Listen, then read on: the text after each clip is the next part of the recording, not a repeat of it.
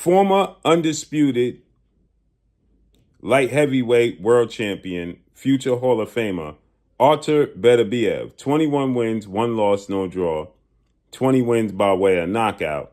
Artur Beterbiev, he calls out the Mexican Ecuadorian monster, David Benavidez. The dust hadn't even settled in Riyadh. David Benavidez was still wiping the blood from his eyes, his adrenaline spiking after a brutal 7th-round stoppage of Anthony Yarde. That jab, and the fight changed in an instant. I think it was like round 5 or round 6 when I just busted his face up, you know what I mean? So I think that's what everybody says, that I don't got power or nothing, but I can change the fight in 1 round. In 1 round, that's all it takes for me. So everybody sees that, everybody knows that, and I'm just getting better and better. It was supposed to be his moment. The moment the Mexican monster solidified his claim as the most feared man in boxing. But while the cameras were flashing in Saudi Arabia, a storm was brewing thousands of miles away.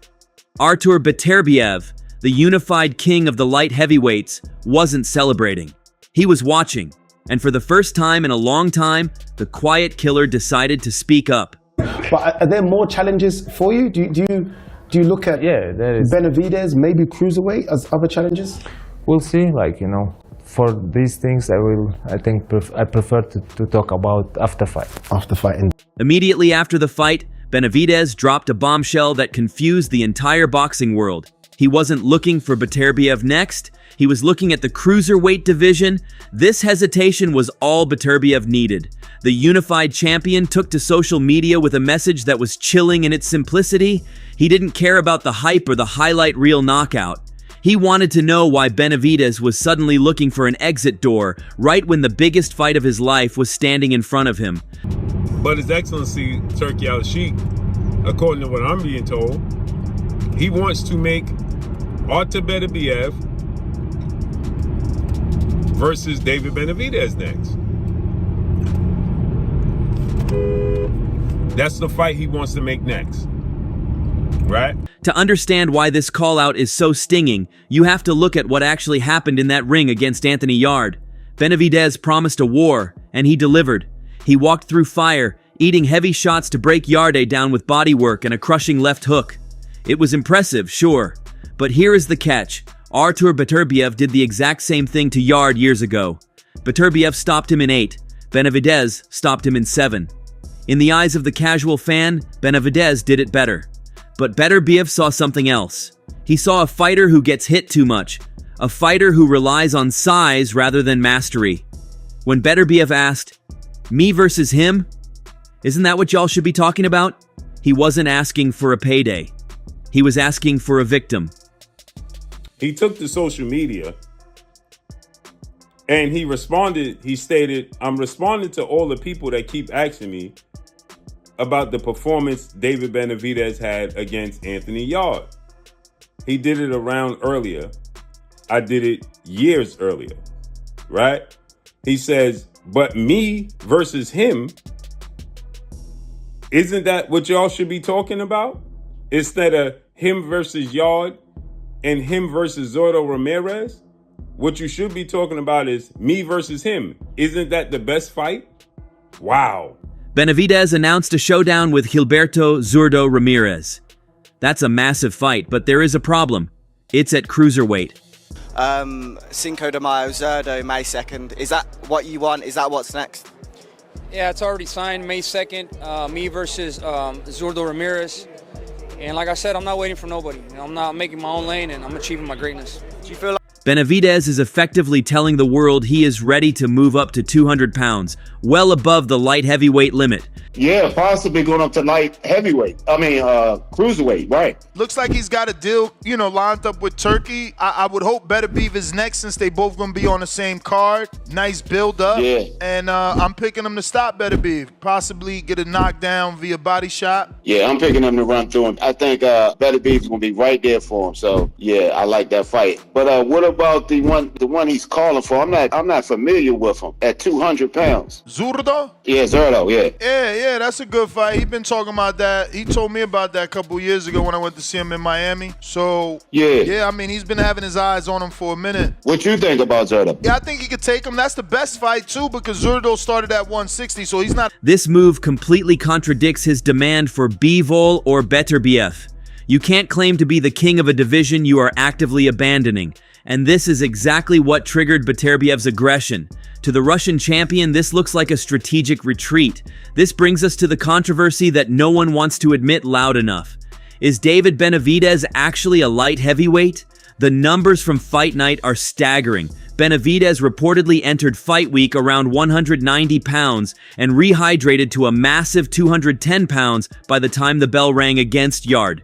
That is not a light heavyweight. That is a heavyweight squeezing himself into a smaller man's division. How much do you cut for a fight if you can give up that information? Yeah, so the weight comes off easy. The one thing that helps my weight come up easy is the dieting. If I don't do the dieting right, and if I don't drink 2 gallons of water every day, I'm what I have to lose when I sign the fight, it'd be like maybe 27 pounds. And then I'll lose maybe 20 through the training camp. And then the last week it'd be another 10. You already know if you do everything right with the water manipulation. Beterbiev, who stays disciplined and close to weight year-round, likely views this as a weakness.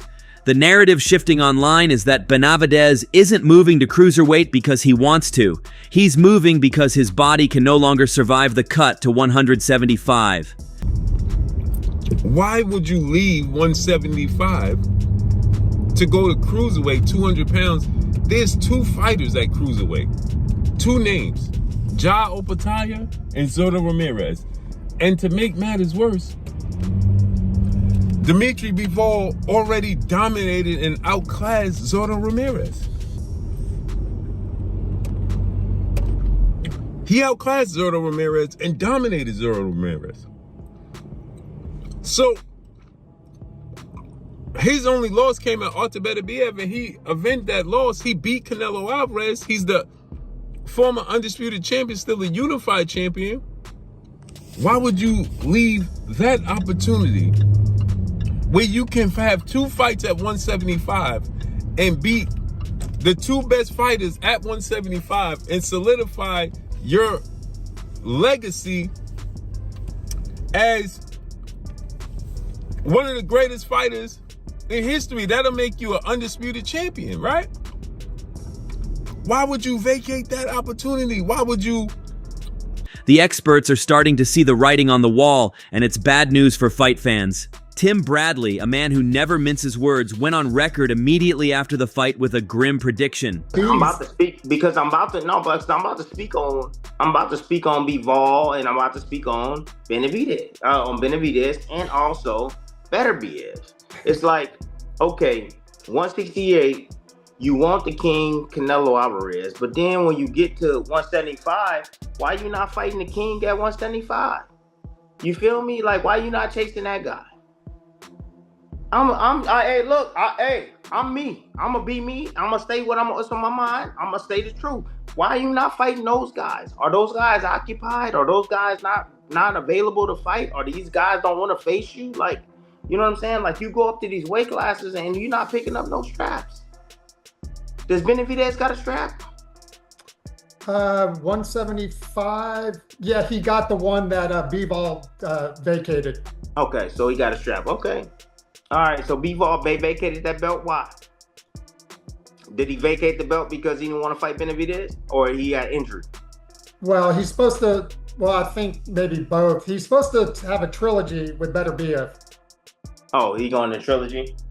Okay. He believes that if Benavidez goes up to fight Zurdo, we will never see him at 175 again. He's fighting Zurdo, so I think his plan is still to go back down and fight those guys at 175. Once he goes to 190, he ain't coming back down, player. Sorry. You know, he ain't coming back down. And I'll tell you this, that Zurdo fight is not an easy fight. It's not an easy fight, Zurdo. Bradley's logic is undeniable. Once a fighter tastes the freedom of not starving themselves to make weight, they rarely come back down. If Benavidez fights Zurdo, the Beterbiev fight is likely dead.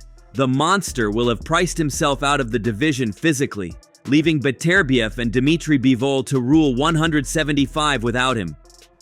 You just got up to 175.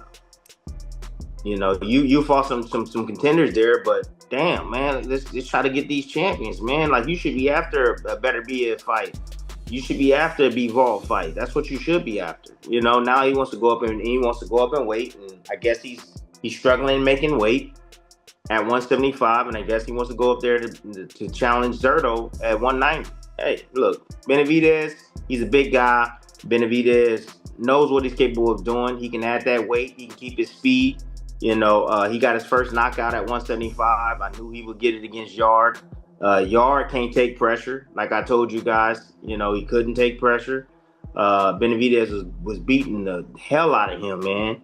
You know, I mean, the break. Even veteran trainers like Abel Sanchez are pouring cold water on the Benavidez hype train. While the fans were screaming over the knockout, Sanchez pointed out the technical gaps.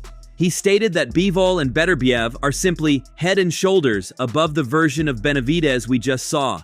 They are too disciplined, too technical, and in Beterbiev's case, too incredibly strong. Benavidez relies on overwhelming opponents with volume, but trying to overwhelm the only man with a 100% knockout ratio is a dangerous game. Beterbiev doesn't need volume, he just needs one mistake. Well, I know a lot of talk after the fight was wanting David to unify against the winner of Beterbiev and Bivol. Based on how he performed, Abel, how do you see him tussling up with these guys, with the Beterbiev and with the Bivol? As I mentioned to you in our text, I honestly think that those two guys are head and shoulders above these two guys. Bivol and Beterbiev are natural 75-pounders, I want to say. Bivol is a much better technically sound fighter than Benavidez. Hits a little bit harder, I think, than Benavidez, and a little stronger than Benavidez. And Morrell's got a little way to go. Now the monster, the other guy, the real monster, Beterbiev, to me, if he's able to stay busy, now he's getting at a little later age now, but he's able to stay busy with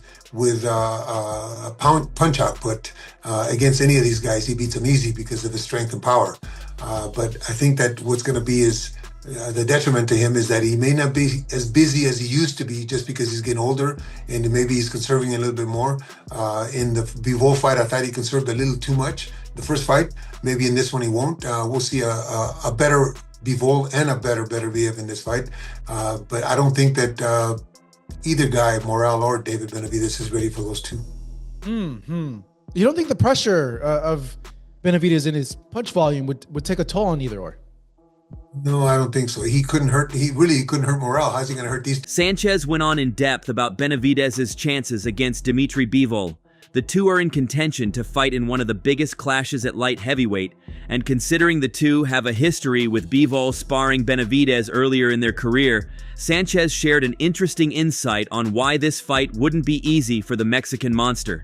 David's really confident about his chances against Bivol. I think the confidence comes from the sparring that he did with Bivol a few years back, and knowing how well he did against Bivol. I know like sparring's differently from like a real fight, but you still carry like confidence from those sparrings, right?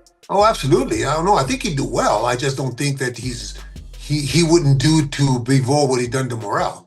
I think Bivol would be doing that to him. But he should be confident. He fought a great fight. I had a guy spar with Bivol maybe when Bivol had maybe 15, 16 fights down in LA, Manny Robles' gym. I won't mention who it was, but we handled Bivol. And I thought, man, my guy just handled Bivol. They went 4 rounds.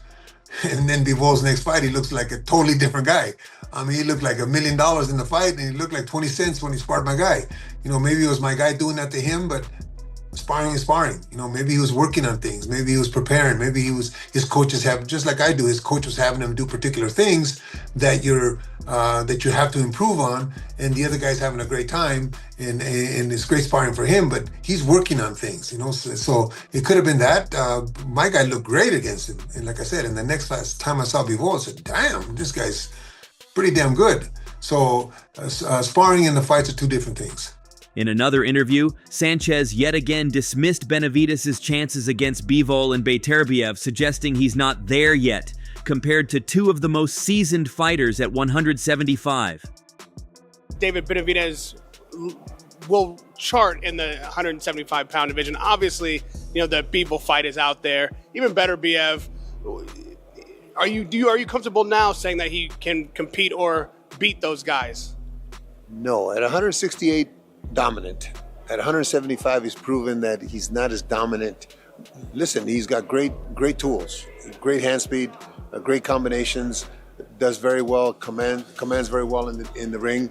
But does he have the strength and the size to be able to deal with a Bivol or Beterbiev, or as they're talking about Zurdo moving up to 175? Is he doing enough to be able to do more than just the ability, boxing ability? Boxing insider Okoye offered some interesting insights of Benavidez's move to cruiserweight. Like Bradley, Okoye believes the Mexican monster will struggle against bigger opponents at a higher weight class. He didn't discourage Benavidez from making the move to cruiserweight though, instead suggesting that he fights a couple more bouts at 175 and train to take on opponents much bigger than him. Benavidez is moving up to cruiserweight. What's your thoughts on that? I mean, if you could pick a choice opponent and do it, cool. Benavidez got the frame for it. But I think light heavy should be, you know, he should try to look for some money fights at light heavy, win, lose, or draw. Because even when you look at him versus Yard, it's the first time I ever saw Benavidez look little. He looked small. Like Yard looked like a large man compared to him. He don't look like a light heavyweight right now. Benavidez doesn't. He hasn't. I don't know. He needs to maybe start without losing too much of his speed. Start some weight training regimens or something like that to grow into it. I wouldn't just jump straight into cruiserweight when I'm already a small light heavyweight. That's how I feel. But the right opponent, just like Roy Jones going to heavyweight or James Toney, you pick the right opponent, go do it. You know, go get your. So we are left with a massive question mark hanging over the division. David Benavidez has the win and he has the hype, but Artur Beterbiev has called his bluff.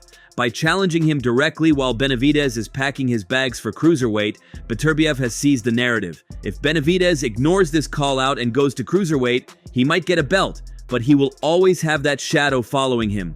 The question of whether he truly wanted the smoke with the scariest man in boxing. I mean, I hope so. I mean, if they don't give me the flowers, I'm going to keep pushing. I'm going to keep getting these big fights, and I'm going to keep winning. I mean, at the end of the day, the only way to silence the critics is going in there and beating the best fighters out there. And I really don't care taking the challenge. You know, this is what I'm about, and I want the biggest. Ultimately, this is a game of legacy. Benavidez is chasing history, trying to become a multi-weight champion. The Mexican monster is choosing a different path. Beterbiev is standing in the center of the ring waiting. The only question left is simple. Is Benavidez coming back down to face the music, or is he gone for good? So that's all from today's video. If you enjoyed it, remember to leave a like, subscribe, and ring that bell icon so you never miss our upcoming videos. And don't forget to share your thoughts in the comments section. Stay tuned, and we will catch you in the next video.